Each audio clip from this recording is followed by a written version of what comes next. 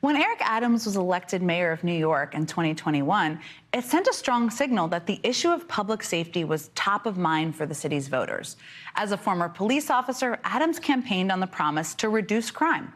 And during his first year in office, there was a significant drop in shootings and murders, and that's a pretty big deal. But the city's overall crime rate still increased by 22% due to an uptick in robberies and burglaries.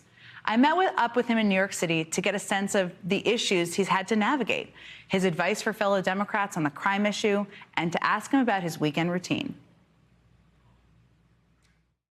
Now, I was with President Biden when he came and he spent the day with you. It was one of his favorite days. Yes. Do you, and I know you're going to be on his advisory committee. Yes. So what kind of advice are you giving to him or other Democrats running about how they should talk about crime in 2024? Well, I think it's two different conversations. I think President Biden is a blue-collar president. Like, I like to believe I'm a blue-collar mayor.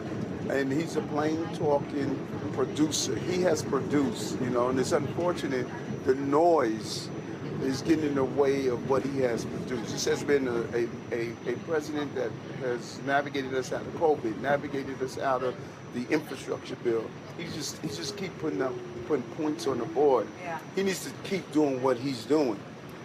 But he is the key singer. His backup singers need to get on key. His backup singer. Right. So I don't know that every member of Congress likes to be called a backup singer, but it's all right. But they got to sing the same message.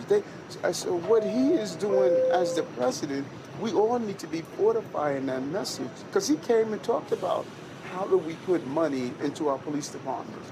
We lost our conversation. It gave the appearance that Democrats are soft on crime. No, soft on crime is the Republicans who refuse to put money in his crime bills to make sure that we gave the resources to our police department. Now, you've been very outspoken on the impact of gun violence. You even had a fashion moment with your jacket, which I really admired. Right. You also recently said that when you take prayer out of schools, guns come back into schools. What do you mean by that exactly? I am so concerned about America. And, there's this old experiment in lab.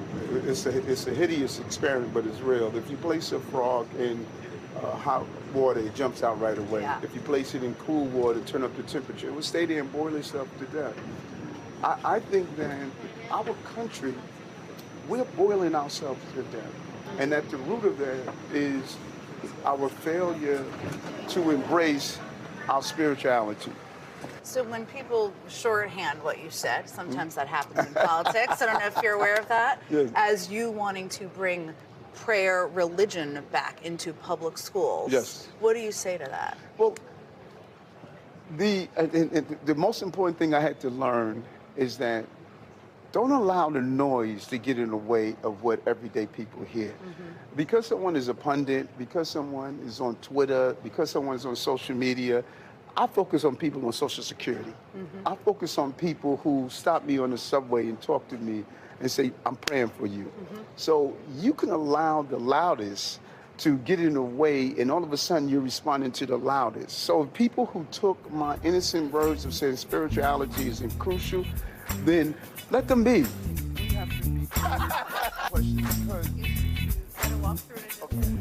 So, Mr. Mayor, one of the challenges you've been dealing with, you've been outspoken about, is just the number of migrants who've come into New York and trying to deal with that in a humane way, but also in a way that is viable. Yes, right.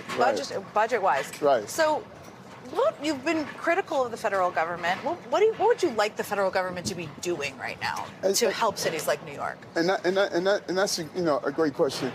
One, I disagree on what we have been doing thus far. And people often try to say, well, you disagree with the president on this and how the White House has handled it, so how could you be on his committee? Because you don't agree with everything that people do. I don't agree with everything that I do.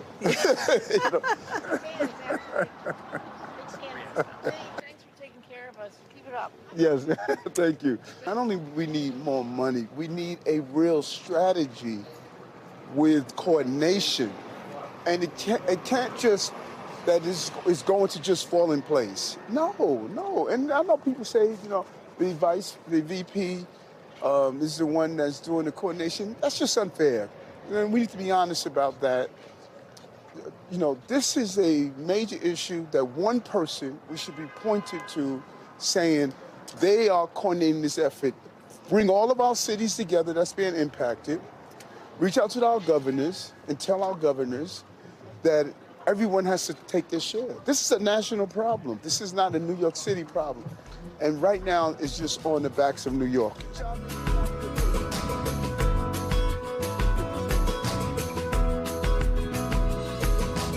Do you feel like home when you're here? Not really. Not really. Brooklyn, your place in Brooklyn feels like home. Yes. You know, I know you've said you thought it might be haunted. No, not what do you mean thought? It is. How do you know? There are ghosts here, you know. They move around, but they're like Casper, friendly ghosts. Oh, okay. That's the kind of ghost I'd want in my house for sure.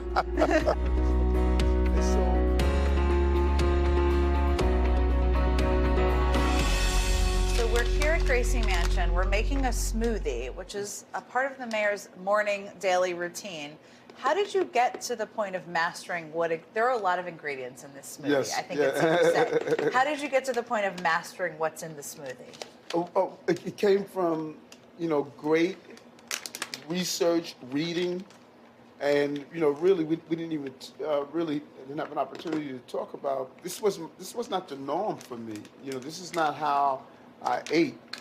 It wasn't until about 5-6 years ago that I went through a real healthcare crisis that compelled me to just start doing my own research on health. Now we have pomegranate, blueberry, celery. I don't want to miss anything. Is that pineapple? That's ginger. Ginger.